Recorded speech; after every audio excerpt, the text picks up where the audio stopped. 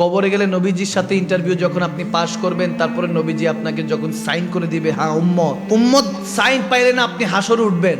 নবীজিকে চিনতেছেন না, নবীকে মানতেছেন না, নবীজির এটা ভুল ধরেন, নওয়াজুবিল্লাহ ওটা ভুল ধরেন, নবীজির নূর মানতে চান না, মিলাদ করতে চান না, কিয়াম করতে চান না। আপনি নবীজির শান শুনলে আপনার এটা হয়, না না আল্লাহর উপর উঠে যাচ্ছে, সুম্মা মাআযাল্লাহ, আপনার এখনো আকলের মধ্যে পর্দা পড়ে আছে, কারণ আমার আল্লাহর উপর নিচ বলতে কিছু নাই। কি বলে? আচ্ছা একটু সিম্পল করে দিই, একটা কম্পিউটার বানানো হলো, কম্পিউটারটা বানিয়ে আমি যদি কম্পিউটারের ভিতরে ঢুকি হবে?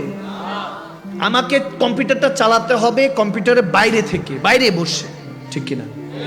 এরকম আমার মালিক হলেন সময়, কাল, দিন, রাত এগুলো থেকে বাইরে। যে ভিতরে তিনি সৃষ্টি, যে বাইরে তিনি স্রষ্টা। কথা বোঝা যাচ্ছে? আবার বলতেছেন নবীজিকে উঠাতে উঠাতে আল্লাহর সাথে মিশিয়ে ফেলেছি, আমরাও মিশাবো কি? আল্লাহ বলতেছেন ওয়া রাফা'না লাকা যিকরাক, আমি তেনার শান বাড়িয়ে দিয়েছি, এখন আমরা কমাবো কই থেকে? নবীর শান বাড়িয়েছেন কে?